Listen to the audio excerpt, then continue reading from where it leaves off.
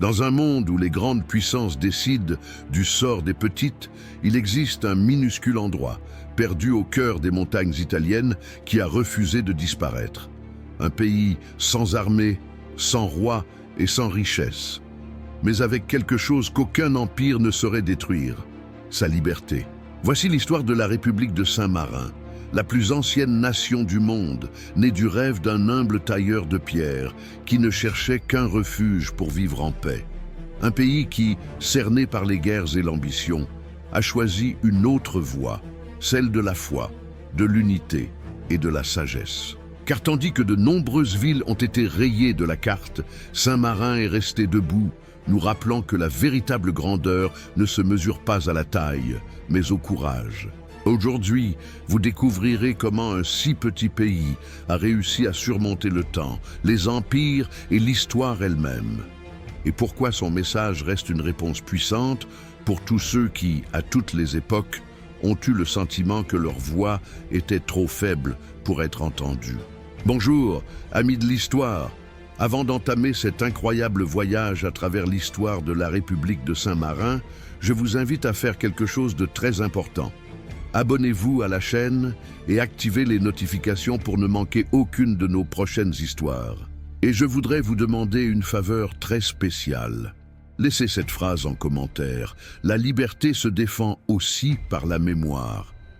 Par ce simple geste, vous aiderez davantage de personnes à découvrir cette histoire et vous ferez en sorte que le message de Saint-Marin, un petit pays au cœur immense, atteigne le monde entier. Votre commentaire et votre abonnement font toute la différence.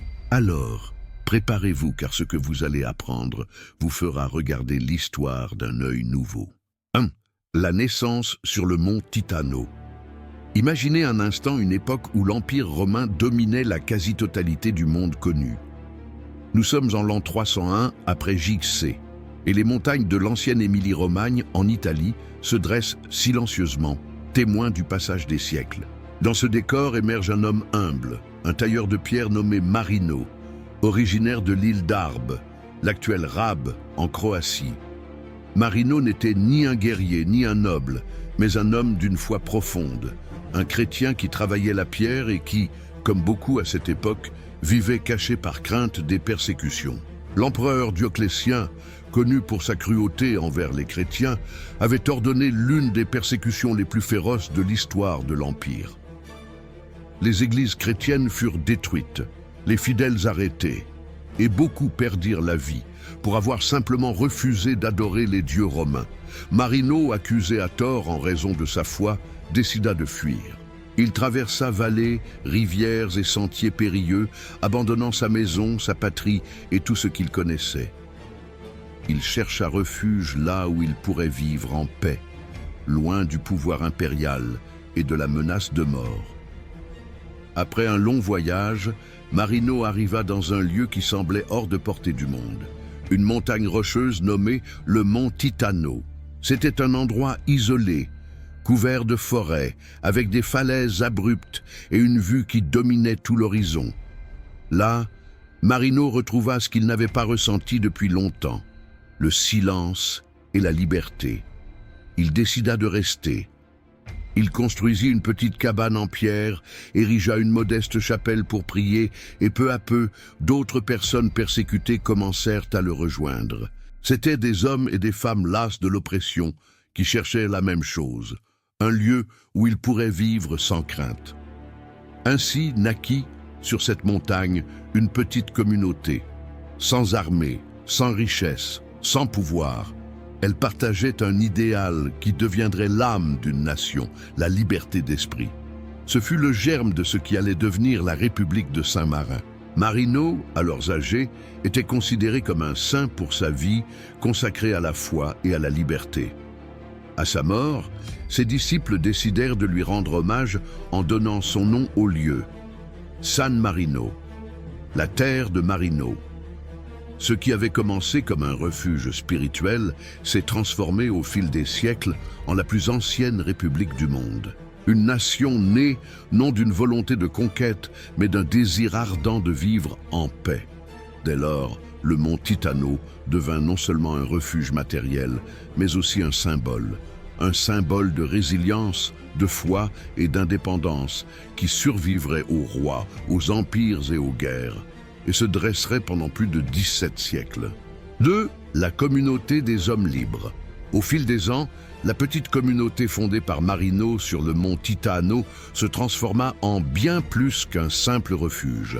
Ces premiers hommes et femmes, venus chercher la paix et la liberté, bâtirent une société fondée sur le respect, l'entraide et la foi. Il n'y avait ni roi, ni nobles, ni seigneurs féodaux pour imposer leur pouvoir. Tous étaient égaux. Tous partagèrent la même terre, le même travail et les mêmes rêves. Imaginez ce petit village, des maisons de pierre construites avec soin, des champs cultivés à flanc de montagne, des animaux paissant parmi les rochers, et en son centre, une petite église où ils se réunissaient pour prier et prendre des décisions ensemble. Là, ils ne parlaient ni de conquête ni de richesse, mais de justice, de solidarité et de la nécessité de préserver la liberté pour laquelle ils avaient tant lutté. Avec le temps, les habitants commencèrent à mieux s'organiser. Ils décidèrent que les décisions importantes ne devaient pas dépendre d'une seule personne, mais du conseil de tous les citoyens. Ainsi naquit l'une des premières formes de gouvernement républicain de l'histoire. Elle était révolutionnaire pour l'époque, tandis qu'en Europe, les royaumes se disputaient les territoires et que les paysans vivaient sous la domination de seigneurs féodaux. Sur cette montagne existait une communauté où la parole du peuple faisait loi. Les habitants de Saint-Marin commencèrent à être connus dans les régions voisines comme la communauté des hommes libres. Et ce n'était pas qu'un titre symbolique, ils le vivaient au quotidien. Dans un monde où presque personne ne pouvait décider de son propre destin, ils démontrèrent qu'il était possible de vivre sans monarque, sans guerres intestines, sans grandes armées. La paix était leur meilleure défense et l'unité leur plus grande force. Cependant, cette liberté n'était pas facile à préserver. Les territoires voisins, gouvernés par de puissants seigneurs, considéraient avec suspicion cette petite république indépendante. Certains cherchaient à la dominer, d'autres à l'absorber, mais le peuple de Saint-Marin a toujours résisté, non par la violence, mais par l'intelligence, la diplomatie et une volonté inébranlable. Il savait que s'il restait uni, aucun ennemi ne pourrait le briser. Au fil des siècles, la communauté s'est développée. De nouvelles familles arrivaient au mont Titano, attirées par la promesse d'une vie différente, une vie où le travail et la foi primaient sur le pouvoir et la richesse. Ainsi, le rêve de Marino, cet humble tailleur de pierre en quête d'un simple refuge, devint l'âme d'un peuple qui, sans le savoir, écrivait l'une des histoires les plus extraordinaires d'Europe.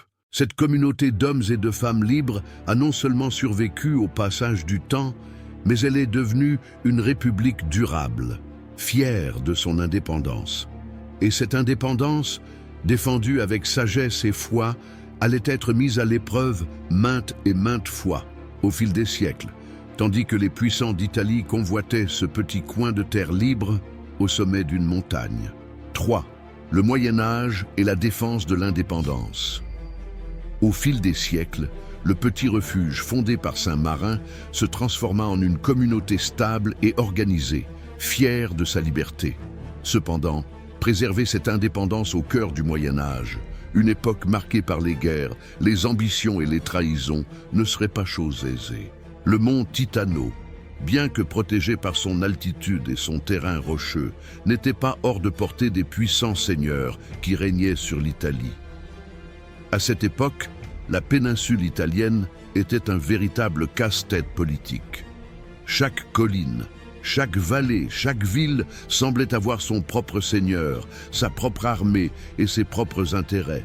Il y avait des duchés, des principautés, des républiques et des États sous l'autorité du pape. Au milieu de ce monde d'alliances mouvantes et de luttes incessantes, Saint-Marin était comme un petit îlot de paix, cerné par des géants qui ne cessaient de le convoiter. Au XIe et XIIe siècle, les territoires voisins, notamment les souverains de Rimini, commencèrent à revendiquer le contrôle du mont Titano. Ils y voyaient un point stratégique, une forteresse naturelle d'où ils pourraient dominer la vallée. Cependant, les habitants de Saint-Marin, dépourvus d'armées puissantes, décidèrent que leur meilleure arme serait l'unité de leur peuple et leur habileté diplomatique. Face à la menace, les habitants de Titano ne se laissèrent pas abattre. Ils se réunirent en assemblée, débattirent des options qui s'offraient à eux et, si nécessaire, se réfugièrent dans leur tour et derrière leurs remparts, où ils résistèrent patiemment jusqu'au retrait de l'ennemi. Ils savaient que leur force ne résidait pas dans le nombre, mais dans leur détermination inébranlable à ne jamais se rendre. Ils préféraient mourir libres plutôt que de vivre sous le joug d'un autre. C'est durant cette période que Saint-Marin commença à ériger ses premiers remparts et forteresses, parmi lesquels la célèbre tour Guaita, la plus ancienne du pays. Construite à même le rocher du mont Titano, elle devint un symbole de vigilance et de résistance.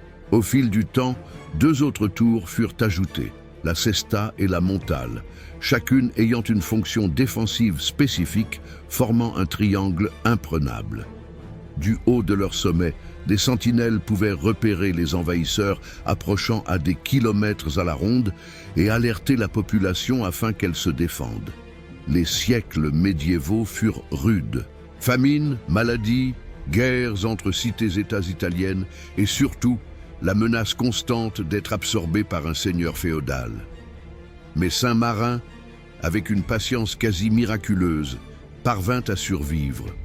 Tantôt signèrent des pactes de non-agression, tantôt sollicitèrent de la protection temporaire de l'Église ou d'une république voisine, mais jamais sans renoncer à son autonomie.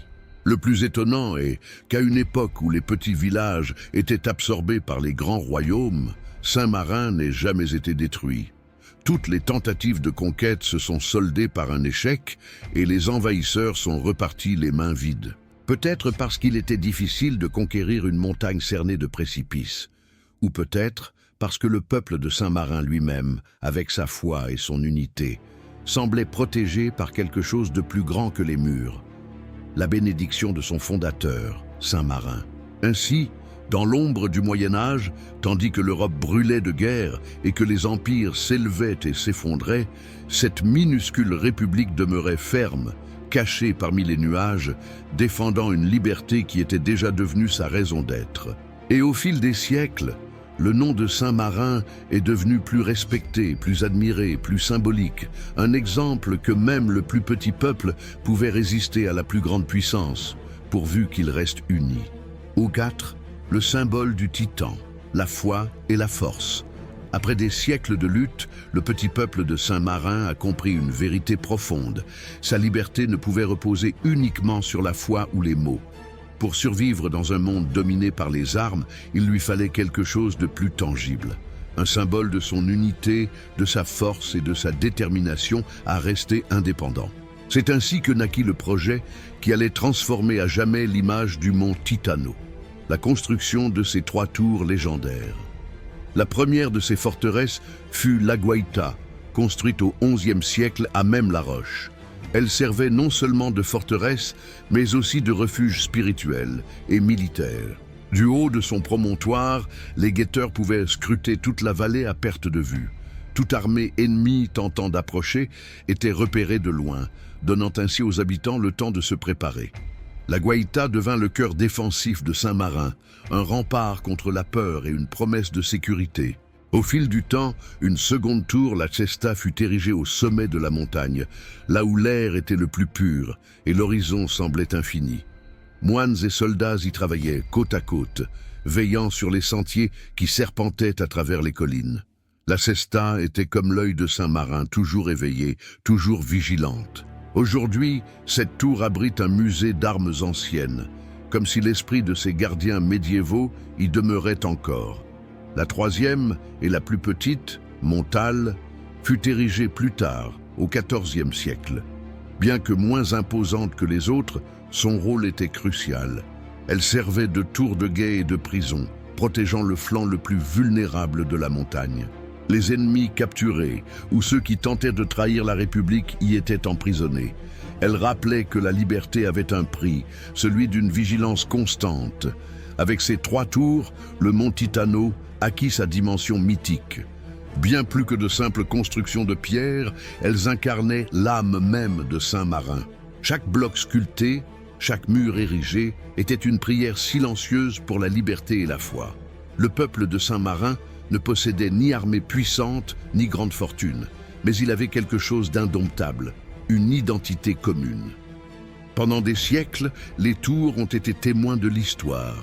Elles ont vu passer les armées d'invasion, armées qui jamais ne sont parvenues à conquérir la montagne. Elles ont entendu les échos des guerres italiennes, les cloches des églises, les prières des paysans et les cris des enfants jouant dans les ruelles étroites de Titano. Et chaque matin, lorsque le soleil dorait leurs murs, les habitants se souvenaient qu'elles étaient toujours là, fermes, inébranlables, défiant le temps et l'ambition des puissants. Les trois tours, Guaita, Cesta et Montal, devinrent des symboles indéfectibles de la République. Elles revêtaient une telle importance pour le peuple de Saint-Marin que, des siècles plus tard, lors de la création de leurs armoiries nationales, ils les placèrent au centre, sous le mot « libertas », qui signifie « liberté ». Ce mot, hérité de leur fondateur Saint-Marin, incarne leur esprit, petit par la taille, mais immense par la dignité. Ainsi, au sommet du mont Titano, au milieu des brumes et des légendes, se consolida le symbole qui allait définir ce minuscule pays pour l'éternité, une foi inébranlable unie à une forteresse bâtie sur la roche. Et à mesure que les tours s'élevaient majestueusement, la réputation de Saint-Marin grandissait. Bientôt, une reconnaissance encore plus grande viendrait, une reconnaissance qui viendrait du cœur même de la chrétienté. Attendez un instant.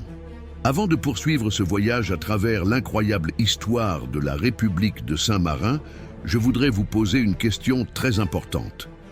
Vérifiez si vous êtes déjà abonné à la chaîne. Parfois, on le pense, mais ce n'est pas toujours le cas. Et si vous ne l'avez pas encore fait, c'est le moment idéal. N'hésitez pas non plus à partager cette vidéo avec vos amis, votre famille ou toute personne qui partage votre passion pour l'histoire, car, par ce simple geste, vous aiderez davantage de personnes à découvrir ce contenu et à perpétuer le souvenir des peuples qui ont combattu pour leur liberté. N'oubliez pas, chaque clic, chaque abonnement et chaque partage contribuent à ce que davantage de personnes trouvent ce message. Restons ensemble, car le meilleur de cette histoire est encore à venir. 5. Reconnaissance papale. Au fil du temps, Saint-Marin n'était plus seulement une petite communauté perdue dans les montagnes. Elle s'était développée, organisée, avait résisté aux invasions et avait érigé ses trois tours comme autant de témoignages de son indépendance. Mais il lui manquait encore quelque chose d'essentiel, la reconnaissance officielle du monde qui l'entourait. À cette époque, la parole la plus puissante en Europe n'était pas celle des rois, mais celle du pape, chef de l'Église et arbitre spirituel des peuples chrétiens. Saint-Marin, profondément pieux et fidèle à la foi qui avait inspiré son fondateur, a toujours entretenu des liens étroits avec l'Église, non pour obtenir des privilèges, mais pour le respect et la protection. À une époque où la religion imprégnait la vie quotidienne, de la gouvernance aux lois, bénéficier de la faveur du pape équivalait à posséder un bouclier invisible contre les ennemis. Au XIIIe siècle, les habitants de Saint-Marin décidèrent d'entreprendre une démarche diplomatique cruciale. Ils envoyèrent des émissaires à Rome pour solliciter du pape la reconnaissance de leur indépendance en tant que communauté chrétienne libre. Ils souhaitaient démontrer que leur peuple n'était ni un groupe de rebelles, ni des fugitifs, mais une communauté organisée, fidèle à Dieu et ayant le droit de se gouverner elle-même. Après avoir reçu les documents et les témoignages, le pape a officiellement reconnu Saint-Marin comme une république chrétienne autonome, respectant son droit à vivre selon ses propres lois. Ce fut un moment historique. Dès lors, la République fut placée sous la protection spirituelle du Vatican, la préservant des seigneurs féodaux qui cherchaient à la dominer. Cette reconnaissance était bien plus qu'un simple acte politique. C'était une bénédiction qui consacra l'existence de Saint-Marin aux yeux du monde, Pour la première fois, son nom figurait dans les registres ecclésiastiques et sur les cartes comme celui d'une communauté légitime et souveraine. Sur un continent où les petites nations étaient absorbées par les grands empires, Saint-Marin, grâce à sa foi, obtint cette reconnaissance sans effusion de sang. Dès lors, le pape devint un allié moral, et les habitants de Saint-Marin commencèrent à apposer un sceau sur leurs documents officiels, invoquant la protection divine. La croix et le mot « libertas », liberté, y figuraient ensemble, reflétant l'essence même du pays, une liberté inspirée par la foi. Les relations avec l'Église restèrent stables pendant des siècles. Les habitants de Saint-Marin construisirent de nouvelles églises, des monastères et des chapelles en l'honneur de leurs saints fondateurs. Chaque pierre posée rappelait que leur survie ne reposait pas seulement sur les armes ou les remparts, mais aussi sur la force spirituelle qui les unissait. Ainsi, sous la protection du Vatican, Saint-Marin poursuivit son chemin, consolidant son identité de république chrétienne libre et neutre. Mais si la reconnaissance papale lui apporta paix et prestige, elle suscita également l'intérêt d'autres puissances qui commencèrent à considérer la petite montagne avec de nouvelles intentions. Car dans une Italie déchirée entre royaumes, duchés et républiques rivaux, aucune terre libre ne passait inaperçue. Et Saint-Marin, aussi petite que fière, allait bientôt se retrouver mêlée au bouleversement des grands conflits italiens qui allaient dominer les siècles suivants. 6. Les conflits italiens et la ruse diplomatique. L'obtention de la reconnaissance papale lui avait permis d'accomplir un exploit quasi impossible pour l'époque, exister en tant qu'État libre au sein d'un continent rongé par l'ambition. Mais le véritable défi ne faisait que commencer. Tout au long des XIVe et XVe siècles, la péninsule italienne devint un champ de bataille permanent. Il n'y avait pas d'Italie unifiée, mais plutôt une mosaïque de cités-États, de républiques et de seigneuries rivalisant pour le pouvoir et l'influence. D'un côté se dressaient les puissantes républiques de Venise, Gênes et Florence, prospères grâce au commerce et à la finance. De l'autre, les duchés de Milan, d'Urbino, de Ferrare et de Mantoue, dominés par des familles nobles qui rêvaient d'étendre leur domaine. Et au cœur de tout cela se trouvaient les États pontificaux, gouvernés par le pape, qui était à la fois chef spirituel et dirigeant politique à la tête de ses propres armées. Au milieu de ce chaos, Saint-Marin n'était qu'un minuscule point sur la carte, mais un point qu'aucun conquérant ne pouvait effacer. Son secret était simple mais extraordinaire, la diplomatie. Tandis que les grands royaumes réglaient leurs conflits par les armes, les habitants de Saint-Marin le faisaient par les mots.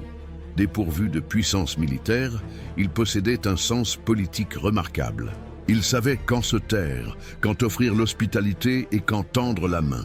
Si deux puissances s'affrontaient près de leurs frontières, Saint-Marin restait neutre, offrant son territoire comme refuge aux innocents ou comme terrain de négociation. Les chroniqueurs de l'époque rapportent que les ambassadeurs de Saint-Marin étaient des hommes prudents, réputés pour leur honnêteté. Leurs paroles étaient respectées, car ils ne trahissaient jamais personne. S'ils signaient un pacte, ils l'honoraient. S'ils promettaient la neutralité, ils la maintenaient jusqu'au bout. Grâce à cette réputation, même les souverains les plus puissants évitaient de les attaquer. Ils savaient qu'ils n'y gagneraient rien à conquérir une pauvre montagne, mais qu'ils y perdraient assurément du prestige aux yeux du reste du monde. Durant cette période, les Malatesta, l'une des familles les plus influentes de Rimini, tentèrent à plusieurs reprises d'étendre leur domination sur Saint-Marin. Redoutés dans toute la région, les Malatesta étaient de féroces guerriers, des nobles ambitieux et des alliés de la papauté. Cependant, chacune de leurs tentatives de domination se solda par un échec. Le peuple de Saint-Marin, peu nombreux mais déterminé, n'eut pas recours au combat direct. Il privilégia la diplomatie. Il signa des traités, offrit des tributs symboliques ou sollicita une médiation directe auprès de Rome. Ainsi, à maintes reprises, il parvint à préserver son indépendance sans effusion de sang. Dans ce contexte tumultueux, Saint-Marin devint peu à peu un îlot de stabilité au cœur d'une Italie déchirée par la guerre. Les paysans cultivaient leurs terres, Les artisans faisaient vivre l'économie locale et le Conseil des citoyens continuait de gouverner selon les anciennes coutumes républicaines. Tandis que des royaumes s'effondraient et que de nouveaux seigneurs émergeaient, ce petit pays demeurait un phare de liberté. La diplomatie leur permit non seulement de survivre, mais aussi de gagner le respect de leurs voisins. Nombre de nobles et de personnalités religieuses commencèrent à voir en Saint-Marin un modèle de coexistence différent. Une république où le peuple élisait ses dirigeants, où la justice reposait sur l'équité et où la paix était considérée comme une vertu et non comme une faiblesse. Ainsi, au milieu des guerres, des traités et des alliances éphémères, Saint-Marin a accompli ce que peu d'États médiévaux ont réussi: conserver son indépendance pendant des siècles, sans armée, sans conquête, ni trahison. Sa sagesse résidait dans la compréhension que parfois, la plus grande victoire ne se remporte pas par l'épée, mais par la parole juste au moment opportun. Mais l'histoire lui réservait encore de nouvelles épreuves. Au XVIe siècle, un nom craint dans toute l'Italie allait mettre à l'épreuve la résilience de ce petit pays. César Borgia, le fils du pape, un homme aussi ambitieux qu'impitoyable. Et il allait être le héros de l'un des chapitres les plus dangereux et les plus surprenants de l'histoire de Saint-Marin. C'est la tentative de Cesare Borgia. Au début du XVIe siècle, l'Italie traversait l'une de ses périodes les plus tumultueuses. La péninsule était un échiquier où les grandes puissances européennes, la France, l'Espagne et la papauté, déplaçaient leurs pièces avec une ambition débridée. Dans cette arène émergea une figure qui semait la terreur, César Borgia, fils du pape Alexandre VI, un homme aussi brillant qu'impitoyable dont la soif de pouvoir était insatiable. César était jeune, charismatique et fin stratège, mais aussi impitoyable. Il rêvait d'unifier les petits États d'Italie centrale sous son autorité. Sur son passage, les villes tombèrent les unes après les autres, Rimini, Urbino, Forlì, Pesaro, toutes soumises par son armée et sa ruse politique. Ses ennemis le craignaient autant qu'ils l'admiraient. Même Machiavel, le célèbre penseur florentin, le considérait comme le modèle du prince idéal, intelligent, audacieux et sans scrupules. Et là, au milieu de ce tourbillon de conquêtes, se trouvait Saint-Marin, petite, fragile, sans armée. Un minuscule point sur la carte qui, aux yeux de Cesare Borgia, paraissait insignifiant. Pourtant, sa position, au sommet du mont Titano, revêtait une valeur stratégique considérable. Elle contrôlait le col entre Rimini et les collines de l'arrière-pays. Si Borgia voulait consolider son pouvoir, il devait s'emparer de cette montagne. En 1503, les troupes de Borgia encerclèrent Saint-Marin. La tension était à son comble. La population, habituée à des siècles de diplomatie, comprit qu'elle se trouvait face à un ennemi d'un autre ordre. César ne négociait pas, il conquérait. Sa réputation le précédait. Partout où il allait, il imposait son autorité sans pitié. Beaucoup pensaient que c'était la fin de la plus ancienne république du monde. Mais les habitants de Saint-Marin ne perdirent pas leur sang-froid. Ils tinrent conseil, délibérèrent et, fidèles à leur esprit, décidèrent de recourir une fois encore à leur arme la plus puissante, les mots. Ils envoyèrent une délégation directement au camp de César Borgia. Ils n'emportaient ni or, ni soldats, ni menaces. Ils n'emportaient que leur histoire et leur dignité. Ils rappelèrent aux conquérants que Saint-Marin avait été fondée par un saint, qu'elle avait toujours été fidèle à l'Église et qu'elle n'avait jamais représenté une menace pour quiconque. Ils s'adressèrent à lui non comme à des sujets, mais comme à des égaux faisant appel à son sens de l'honneur. À la surprise générale, César Borgia les écouta. Peut-être parce qu'il reconnut en eux une détermination qu'il leur avait rarement vue. Peut-être parce qu'il savait qu'écraser un si petit peuple ne lui apporterait aucune gloire. Toujours est-il qu'il accepta de les laisser en paix. Saint-Marin passa quelques mois sous son contrôle symbolique, sans pour autant perdre son autonomie réelle. Et lorsque, peu après, le pape Alexandre VI mourut, le pouvoir de César s'effondra aussi vite qu'il s'était élevé. Ses ennemis l'encerclèrent et tous les territoires qu'il avait conquis se révoltèrent. Dans ce chaos, le peuple de Saint-Marin a agi avec une rapidité impressionnante. Profitant de la chute des Borgia, il a recouvré officiellement son indépendance sans tirer une seule flèche. Tandis que les grands seigneurs italiens se trahissaient les uns les autres, le petit pays du Titan retrouvait sa liberté. Cet épisode a profondément marqué la mémoire du peuple. Ils avaient survécu à l'homme le plus redouté de leur temps, non par la force des armes, mais par la sagesse, la foi et la sérénité qui les guidaient depuis l'époque de leur fondateur. Dès lors, les habitants de Saint-Marin apprirent une leçon qu'ils répéteraient de génération en génération. La puissance d'une nation ne se mesure pas à la taille de son armée, mais à la force de ses principes. Ainsi, tandis que le nom de César Borgia s'effaçait dans l'histoire comme celui de tant de conquérants déchus, Saint-Marin demeura debout, plus fort que jamais, s'accrochant à sa liberté. Avec la chute des Borgia, une nouvelle étape commença. Le petit État, désormais plus respecté que jamais, allait apprendre à naviguer dans un continent en pleine transformation, alors que l'Europe entrait dans une ère de changements politiques et religieux sans précédent. 8. Le XVIIe siècle, une république au sein du chaos européen. Le XVIIe siècle fut une période sombre et troublée pour la quasi-totalité de l'Europe. Guerres, épidémies et conflits religieux secouèrent le continent. Les luttes de pouvoir faisaient rage aux quatre coins du monde et les grands royaumes semblaient s'entre-déchirer. Pourtant, au milieu de ce chaos, sur le mont Titano, Saint-Marin demeurait un petit havre de stabilité, une république qui, contre toute attente, conservait la paix. Tandis que des empires entiers s'effondraient, les habitants de Saint-Marin conservaient une sérénité presque miraculeuse. Dans leurs ruelles pavées, les paysans continuaient de cultiver leurs vignes. Les artisans travaillaient la pierre et le fer, et les familles se réunissaient sur les places pour discuter des affaires du jour. Point de palais, ni de grandes armées, mais quelque chose de bien plus précieux, l'harmonie et la liberté. Durant ce siècle, l'Italie était divisée et subissait de fortes influences étrangères. Le nord était contrôlé par les Espagnols et le sud par les Autrichiens. Les puissances européennes, telles que la France et le Saint-Empire romain germanique, se livraient à des guerres incessantes pour le contrôle des territoires et des religions. Au milieu de ces turbulences politiques, Saint-Marin resta inébranlable grâce à sa stratégie la plus ancienne et la plus efficace, la neutralité absolue. Les dirigeants de Saint-Marin savaient que s'impliquer dans les conflits des grandes puissances revenait à marcher parmi les géants.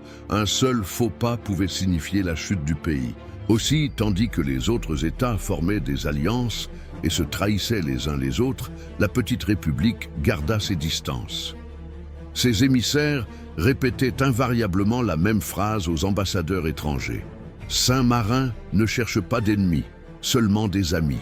Cette politique prudente a permis à Saint-Marin de rester à l'abri durant les années les plus violentes de l'histoire européenne, comme la guerre de 30 ans, 1618-1648.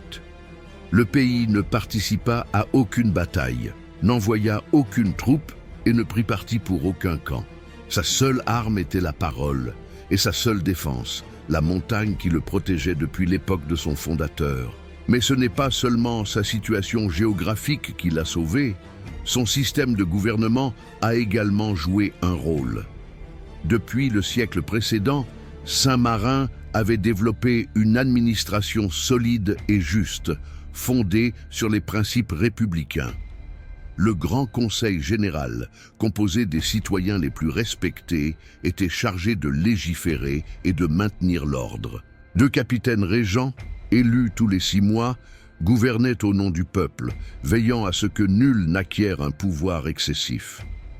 Ce système d'alternance au pouvoir était unique en Europe et garantissait qu'aucun dirigeant, aussi ambitieux fût-il, ne puisse devenir un tyran.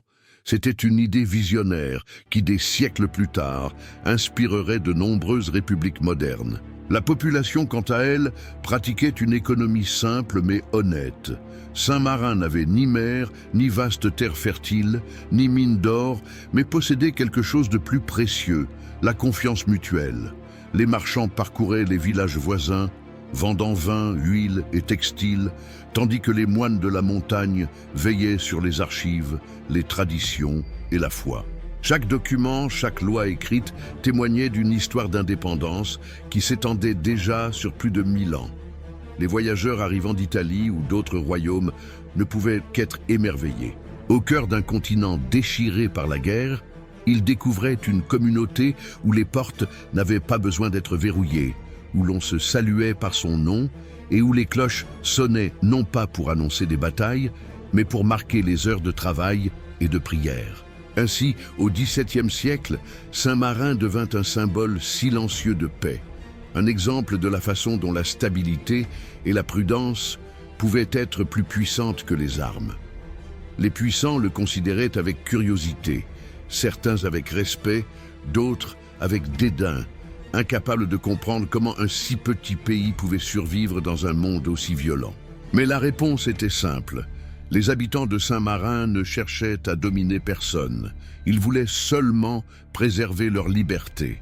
Et tandis que l'Europe brûlait sous le poids des guerres et des ambitions, eux, du haut de leur montagne, continuaient de rappeler au monde que la véritable force ne réside pas toujours dans la conquête, mais dans la sagesse de rester en paix quand tous les autres s'autodétruisent.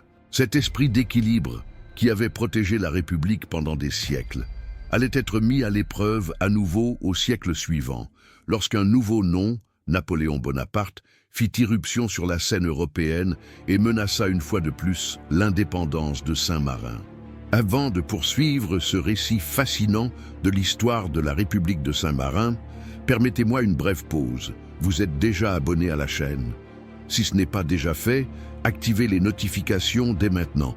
C'est gratuit et cela m'aide beaucoup à continuer de vous proposer des articles comme celui-ci. Et n'oubliez pas de liker la vidéo. Ce simple clic permet à YouTube de la recommander à davantage de personnes, afin que plus de gens puissent découvrir cette incroyable histoire de liberté et de résistance. Votre soutien permet de faire vivre cette histoire et de garantir qu'elle ne tombera jamais dans l'oubli. Alors, abonnez-vous, laissez un like et continuons à découvrir ensemble les secrets du passé. 9. La rencontre avec Napoléon Bonaparte. Le XVIIIe siècle arriva, apportant avec lui une nouvelle ère de révolution. Toute l'Europe tremblait sous le vent du changement venu de France, où un peuple las des rois et des privilèges avait levé l'étendard de la liberté, de l'égalité et de la fraternité. Mais de cette révolution allait aussi émerger un homme qui allait changer le cours du continent, Napoléon Bonaparte. C'était un jeune général corse, ambitieux et intelligent, qui, en quelques années seulement, passa du commandement de troupes à la direction de la France d'une main de fer.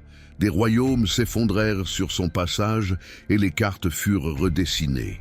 Un à un, les petits États italiens tombèrent sous son contrôle.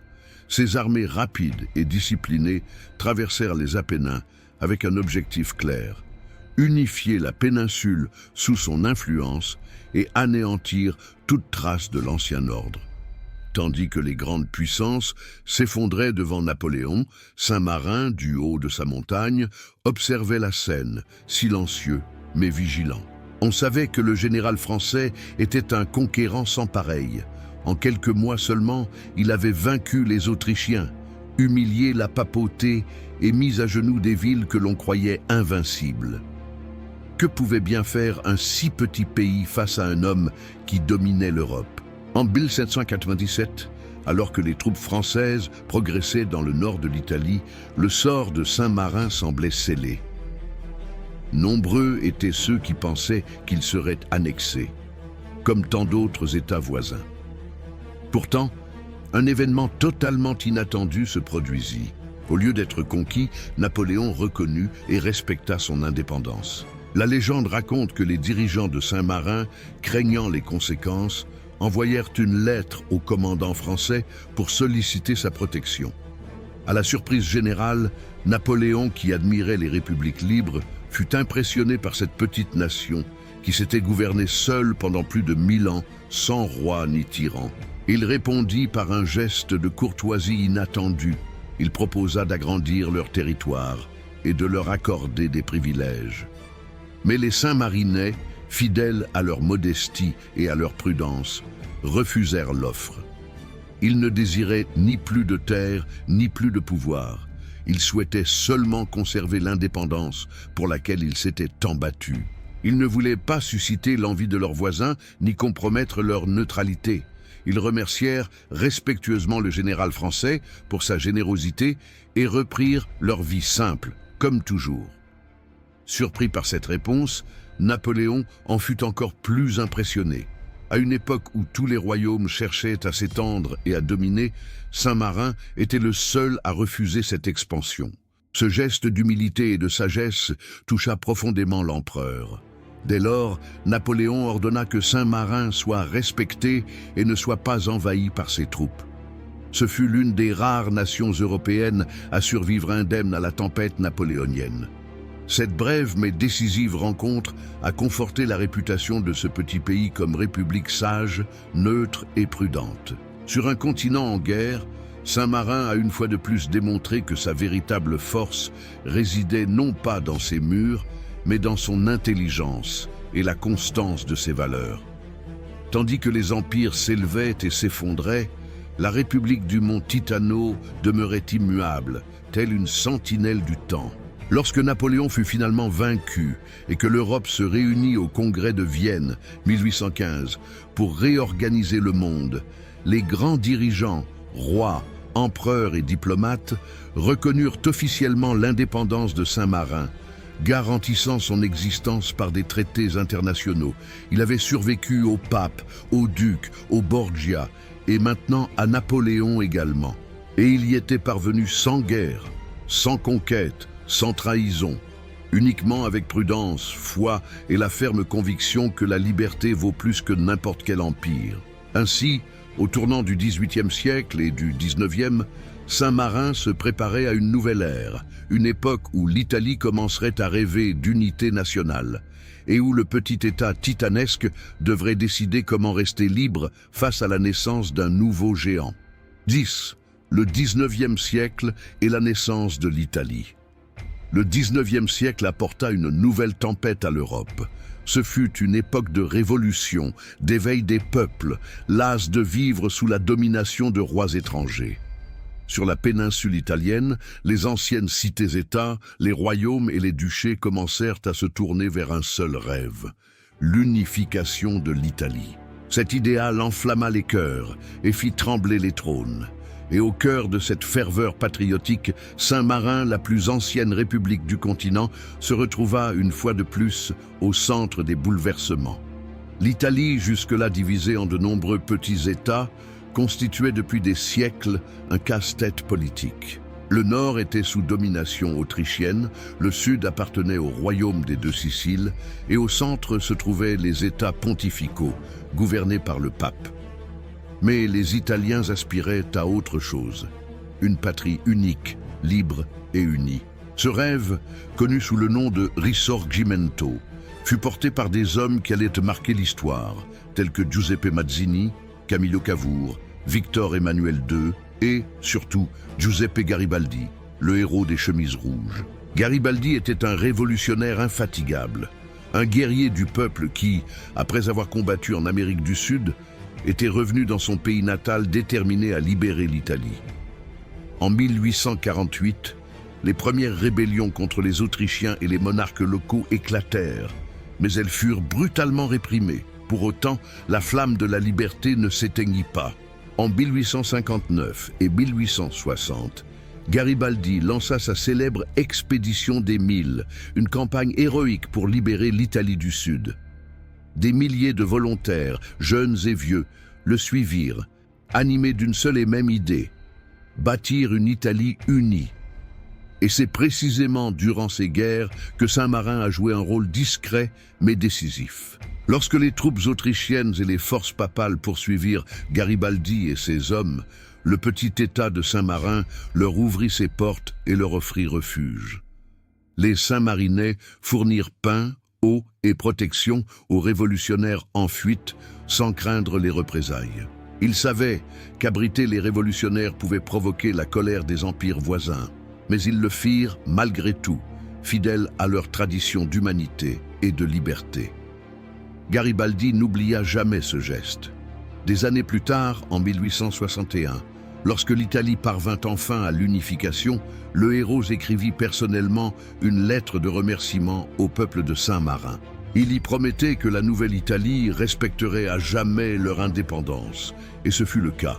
Sur un continent où les frontières s'effaçaient et où les petits pays disparaissaient, Saint-Marin fut officiellement reconnu comme une république libre et souveraine, entourée mais jamais absorbée par le nouveau royaume d'Italie. Ce moment marqua un tournant.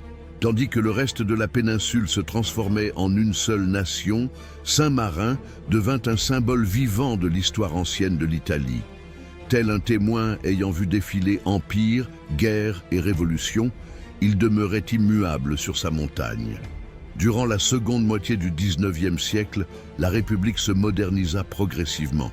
Elle construisit des routes, améliora son administration et renforça son identité. Bien que demeurant petite, son prestige grandit. Intellectuels, diplomates et voyageurs européens visitèrent le mont Titano, fascinés par son mystère. Comment un si petit pays avait-il pu survivre plus de 1500 ans sans tomber sous la domination d'aucun empire?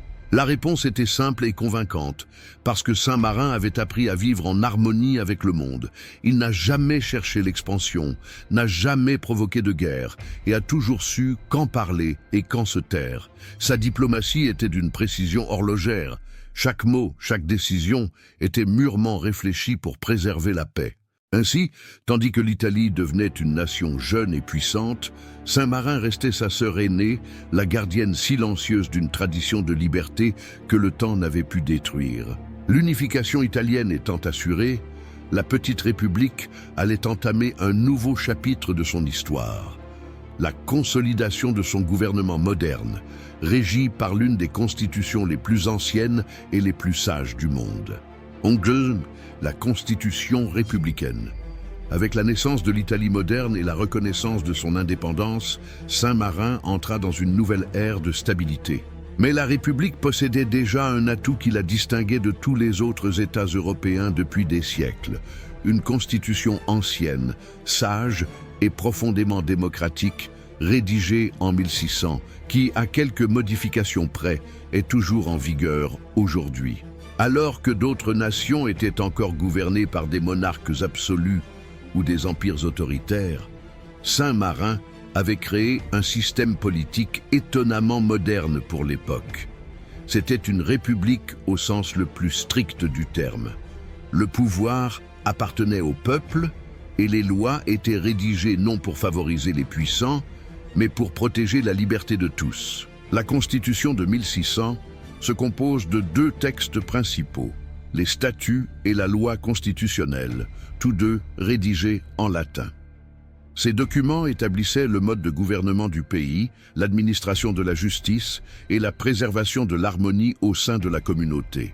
Mais son principal atout résidait dans son équilibre. Saint-Marin n'avait ni roi, ni président à vie, ni homme fort, mais un système de gouvernement qui empêchait la concentration du pouvoir entre les mains d'une seule personne.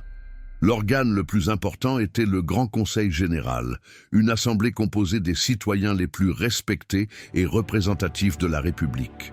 Il était chargé de voter les lois, de rendre la justice et d'élire les fonctionnaires. Mais le véritable symbole de ce système était celui des capitaines régents, deux dirigeants élus tous les 6 mois, qui gouvernaient conjointement. Oui, tous les 6 mois.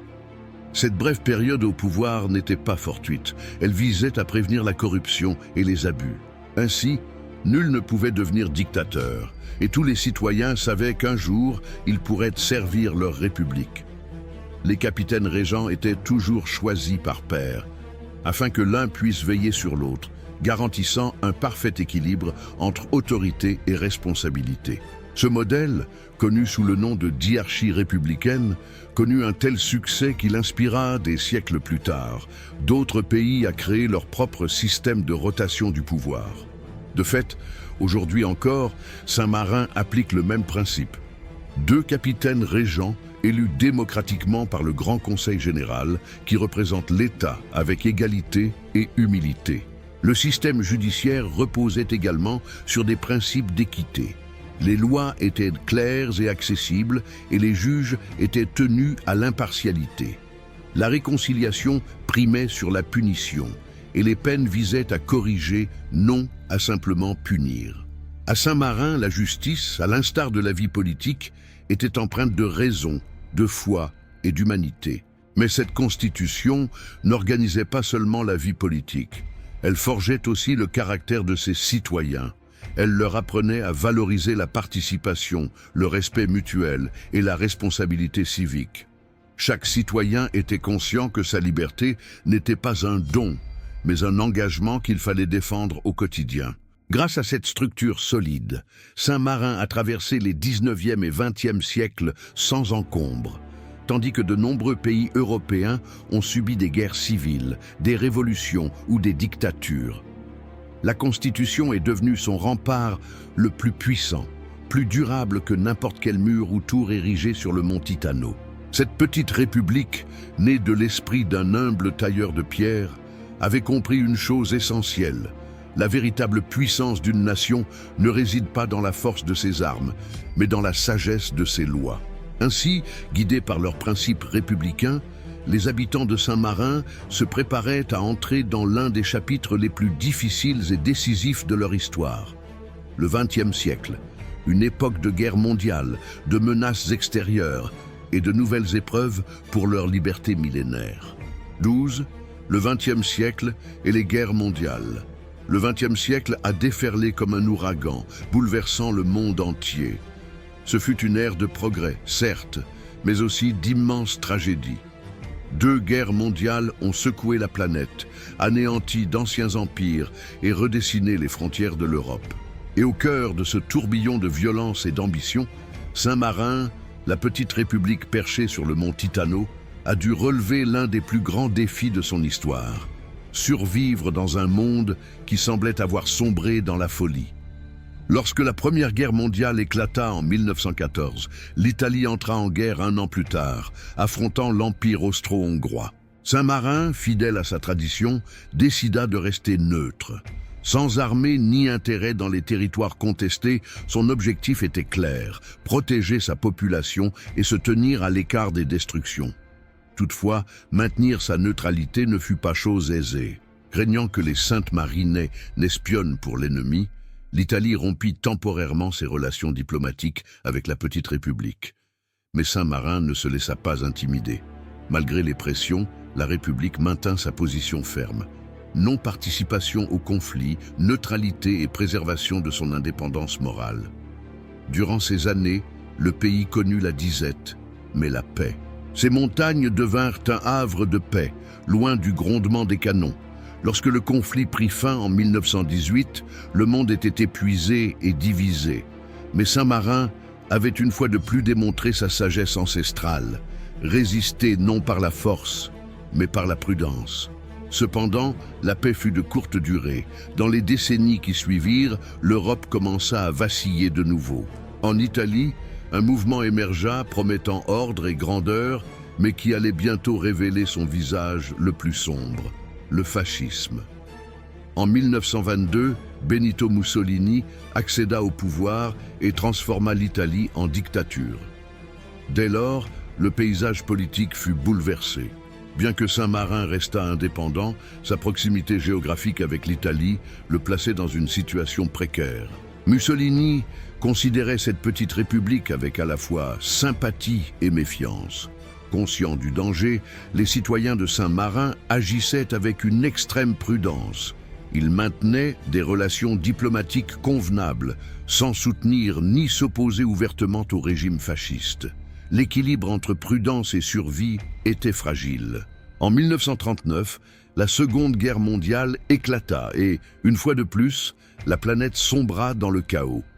L'Italie, alliée de l'Allemagne nazie, devint l'un des fronts les plus sanglants du conflit. Saint-Marin, fidèle à sa tradition, proclama de nouveau sa neutralité. Mais le monde ne se souciait plus des frontières étroites. En 1944, durant les derniers mois de la guerre, une tragédie se produisit. Les Alliés prirent Saint-Marin pour une base nazie. Croyant que des troupes allemandes s'y cachaient, ils bombardèrent par erreur la République, détruisant une grande partie de la ville et causant la mort de dizaines d'innocents. Ce fut l'un des jours les plus sombres de son histoire. Cependant, après la confusion initiale, les forces alliées découvrirent la vérité. Saint-Marin n'abritait aucun soldat ennemi et avait offert refuge à plus de 100 000 Italiens fuyant les combats. Cette minuscule république, d'à peine quelques dizaines de kilomètres carrés, avait ouvert ses portes à des milliers de familles désespérées, partageant avec elles le pain et un abri, malgré ses propres ressources limitées. Ce geste a ému le monde entier. À la fin de la guerre, les dirigeants alliés ont publiquement salué le courage et l'humanité du peuple de Saint-Marin. Ce fut une leçon de compassion au milieu de l'horreur. Le plus petit pays d'Europe avait prouvé qu'il avait le plus grand cœur. Après 1945, lorsque la paix revint peu à peu sur le continent, Saint-Marin s'attela à la reconstruction de ce qui avait été perdu. Ses rues furent réparées, ses remparts restaurés et ses habitants reprirent leurs activités quotidiennes, toujours animés de la même détermination qui les avait soutenus pendant des siècles. Et bien que le monde entrait alors dans la guerre froide et une nouvelle ère de tensions politiques, Saint-Marin décida de rester fidèle à sa destinée, être une république libre, neutre et pacifique, un exemple de stabilité au milieu d'un siècle marqué par l'instabilité. Le pays avait survécu au fascisme, aux bombardements et à la terreur des deux guerres mondiales. Son secret demeurait le même que celui qui le guidait depuis l'époque de son fondateur, Marino. La foi, la prudence et la conviction que la liberté, lorsqu'elle est défendue avec l'âme et non par les armes, est invincible. Et c'est avec cette même sérénité que la vieille République de Titano se préparait à aborder un nouveau chapitre, celui du monde moderne, de la reconstruction, du tourisme, de la diplomatie et de la projection de sa voix sur une scène mondiale qui commençait enfin à la reconnaître comme un joyau vivant de l'histoire européenne. Avant de poursuivre ce récit passionnant de l'histoire de la République de Saint-Marin, permettez-moi de vous poser une question très importante.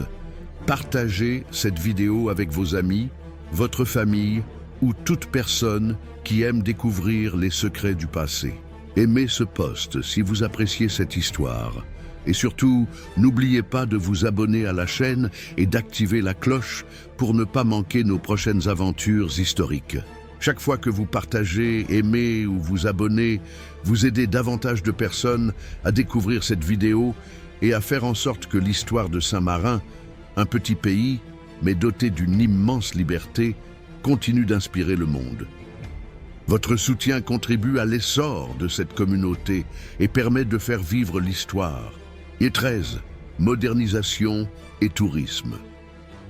Après les terribles années de guerre, l'Europe commença lentement à se relever de ses ruines. Les villes furent reconstruites, les économies renaquirent, et les nations s'efforcèrent de tourner la page sur les souffrances du passé. Dans ce nouveau paysage du XXe siècle, Saint-Marin, qui avait survécu à tout, était confronté à un défi différent, mais tout aussi important. Se moderniser sans perdre son âme. Jusqu'au milieu du XXe siècle, la vie à Saint-Marin était simple et rurale. La plupart de ses habitants vivaient de la terre, cultivant oliviers, vignes et blé sur les pentes du mont Titano. Des artisans travaillaient la pierre et le métal, des marchands entretenaient un commerce modeste avec les villes italiennes voisines, et les ruelles étroites de la vieille ville conservaient leur aspect médiéval d'antan. Mais la modernité frappait déjà à nos portes, et la République savait qu'elle devait s'adapter pour continuer à prospérer. C'est alors que les habitants de Saint-Marin ont parié sur quelque chose qui allait changer leur destin à jamais: le tourisme. Les autorités comprirent que leur plus grand trésor ne résidait ni sous terre ni dans les usines, mais dans leur histoire, leur beauté et leur liberté. Elles entreprirent la restauration de leurs forteresses, l'amélioration des routes et l'ouverture de musées. Les 3 tours du mont Titano, Guaita, Sesta et Montal, qui avaient servi pendant des siècles à surveiller les ennemis, devinrent les gardiennes du passé, attirant des visiteurs du monde entier. Dans les années 1950 et 1960, Alors que l'Europe connaissait un essor économique considérable après la guerre, Saint-Marin devint une destination touristique fascinante. Des milliers de personnes gravissaient les routes sinueuses du Titano pour découvrir par elles-mêmes la plus petite et la plus ancienne république du continent.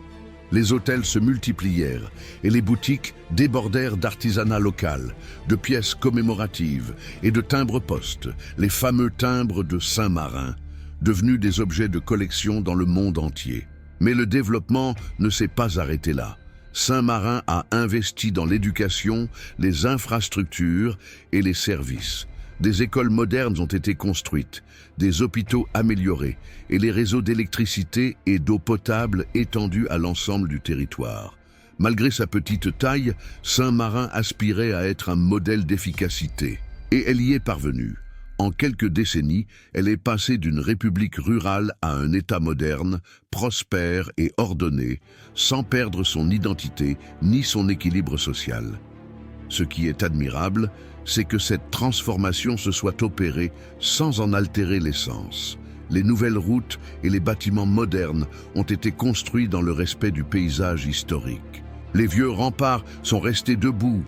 Les rues pavées ont continué d'être parcourues par les habitants et les touristes, et le drapeau bleu et blanc flottait fièrement au sommet des tours, comme il l'avait fait pendant des siècles. Le tourisme est devenu non seulement son moteur économique, mais aussi un pont vers le monde. Chaque visiteur en a tiré une leçon. Un pays n'a pas besoin d'être grand pour être important. À une époque où les géants industriels dominèrent la planète, Saint-Marin a rappelé au monde que la valeur d'une nation se mesure à sa capacité à préserver son histoire, sa paix et sa dignité. Au fil du XXe siècle, ce petit État a continué d'élargir ses horizons. Il a signé des traités internationaux, établi des relations diplomatiques avec des pays sur tous les continents et s'est fièrement intégré aux institutions européennes. En 1992, il a été admis comme membre à part entière des Nations Unies, ONU, démontrant ainsi que même le plus petit pays pouvait avoir voix au chapitre sur la scène internationale. Tandis que d'autres États sombraient dans les conflits politiques et les divisions internes, Saint-Marin est resté fidèle à son héritage. Une république de montagne, de tours et de valeurs, où la liberté était plus qu'un mot sur les armoiries. C'était un mode de vie. Le tourisme a apporté la prospérité, mais aussi une responsabilité, celle de préserver le patrimoine ancien et d'embrasser le nouveau, sans perdre l'harmonie qui avait toujours caractérisé sa population. Ainsi, dans la seconde moitié du XXe siècle, Saint-Marin ne fut pas seulement reconstruite, elle renaquit. Elle devint un musée vivant, un joyau médiéval suspendu dans le temps, où passé et présent coexistaient en parfaite harmonie. Mais l'histoire ne s'arrête pas là. Avec l'avènement du nouveau millénaire, le monde allait de nouveau changer. La mondialisation, les nouvelles technologies et les défis économiques allaient une fois de plus mettre à l'épreuve la sagesse de la plus ancienne république de la planète et sa promesse éternelle de liberté. 14. Une petite république avec une grande voix. À l'aube du nouveau millénaire, alors que le XXe siècle touchait à sa fin, le monde évoluait à un rythme sans précédent. Les frontières s'estompaient, les économies se mondialisaient et les nations durent s'adapter à un nouvel ordre international, dominé par la technologie, le commerce et la diplomatie. Dans cette arène de géants, où les pays puissants dictaient le cours de la planète, Saint-Marin, la minuscule république perchée sur le mont Titano, prouva une fois de plus que la taille ne fait pas la grandeur d'une nation. Avec une superficie de seulement 61 km² et une population d'à peine 35 000 habitants, Saint-Marin pourrait, au premier abord, sembler une curiosité géographique. Mais derrière ses remparts médiévaux et sa tranquillité apparente se cache un exemple extraordinaire d'organisation, de stabilité et de vision. Alors que d'autres pays étaient confrontés à des crises politiques et économiques, Saint-Marin s'est consolidé en tant que démocratie moderne, stable et respectée, où les institutions fonctionnent avec précision et où les citoyens participent activement à la vie publique. Sa neutralité historique, préservé pendant des siècles, est devenu un puissant atout diplomatique. Saint-Marin n'a pas d'armée, mais il a une voix, et cette voix s'est fait entendre sur la scène internationale. En 1992, il a officiellement rejoint les Nations Unies, ONU, devenant ainsi l'un de ses plus petits États membres, mais aussi l'un des plus anciens. Depuis, son drapeau bleu et blanc flotte aux côtés de ceux des grandes puissances, rappelant au monde que la liberté ne se mesure pas en kilomètres carrés. Saint-Marin est également membre du Conseil de l'Europe, de l'UNESCO et de plusieurs autres organisations internationales. Au sein de chacune d'elles, sa participation repose sur les mêmes principes qui la guident depuis plus de 1700 ans. La paix, l'indépendance, la coopération et le respect entre les peuples. Ses représentants sont fréquemment invités à des forums et des conférences où ils partagent l'expérience de ce petit État qui a su préserver une démocratie ininterrompue pendant des siècles, un exploit que peu de pays peuvent revendiquer. Sur le plan intérieur, la République a conservé son système politique unique, avec ses 2 capitaines régents, remplacés tous les 6 mois, garantissant ainsi l'alternance du pouvoir et empêchant l'enracinement de l'ambition ou de la corruption. Ce modèle, unique au monde, demeure un symbole d'équilibre et de responsabilité civique. L'économie de Saint-Marin, quant à elle, a évolué avec intelligence. Le tourisme demeure sa principale source de revenus, mais la République s'est diversifiée. Aujourd'hui, elle dispose de services financiers, d'une industrie légère, de commerce et de technologie, tous rigoureusement réglementés afin de garantir sa stabilité. Son niveau de vie figure parmi les plus élevés d'Europe et son taux de criminalité parmi les plus bas. Dans les rues de Saint-Marin, la sécurité et la tranquillité font partie du quotidien, un cadre de vie envié par de nombreux pays. Cependant, ce qui frappe le plus chez ce petit État, ce ne sont ni ses statistiques, ni ses réalisations matérielles, mais sa force morale. Saint-Marin est devenu un symbole de constance, un rappel vivant que les principes peuvent perdurer même dans un monde dominé par la précipitation et l'ambition. Sur la scène internationale, ses discours sont brefs mais percutants. Il ne cherche pas à imposer mais à inspirer. Son message est clair. La paix n'a pas besoin de puissance. Elle a seulement besoin de volonté. Ainsi, tandis que les grandes puissances s'affrontent dans des alliances et des rivalités, Saint-Marin poursuit sa voie sereine, le regard tourné vers l'avenir depuis le sommet du mont Titano. C'est une république qui ne cherche pas à dominer, mais à montrer l'exemple. Une nation qui, par son histoire, enseigne au monde que la véritable grandeur ne s'acquiert pas par les armées, mais par les principes, non par l'immensité du territoire, mais par l'esprit. Aujourd'hui, Saint-Marin est un État moderne, un membre actif de la communauté internationale, mais il conserve son essence médiévale, ses remparts, ses tours, ses traditions et surtout sa devise éternelle, Libertas, le mot qui a guidé son destin depuis l'an 301 jusqu'à nos jours. Une petite république, certes, mais avec une voix si puissante qu'elle a su résonner pendant plus de 17 siècles au cœur de l'Europe et dans la conscience du monde. 15. Saint-Marin aujourd'hui, l'héritage d'un saint, et nous voici arrivés au présent. Après plus de 1700 ans d'histoire, Saint-Marin demeure immuable sur son rocher, comme si le temps s'était arrêté. Du haut du mont Titano, la petite république contemple sereinement le monde moderne, nous rappelant que certaines valeurs sont éternelles, la foi, la liberté et la dignité humaine. Aujourd'hui, Saint-Marin est un pays où passé et présent coexistent en parfaite harmonie. Ses rues pavées, ses tours médiévales et ses remparts semblent appartenir à une autre époque. Mais derrière cette image ancienne se cache une nation moderne, dynamique et fière. Ses citoyens bénéficient d'un des niveaux de vie les plus élevés d'Europe, avec une économie stable, un enseignement gratuit, la sécurité et un système politique qui demeure un exemple de transparence. Dans un monde où les démocraties évoluent et font l'objet de débats, Saint-Marin demeure la plus ancienne république en activité continue de la planète. Chaque recoin de la capitale, également appelé Saint-Marin, respire l'histoire.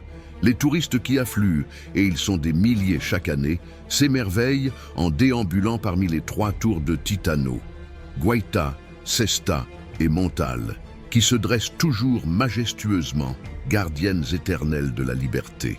De leurs remparts, l'horizon semble infini, et l'on ressent la même paix que recherchait le modeste tailleur de pierre Marino il y a près de 2 millénaires. Cette paix est plus qu'un paysage. C'est un patrimoine vivant, un symbole qui a survécu aux empires, aux guerres et aux révolutions. Mais Saint-Marin n'est pas resté figé dans le passé. Au XXIe siècle, il s'est adapté à l'évolution des temps sans perdre son authenticité. Il a investi dans la technologie, la culture et le développement durable en promouvant un tourisme responsable qui préserve son patrimoine et son environnement naturel.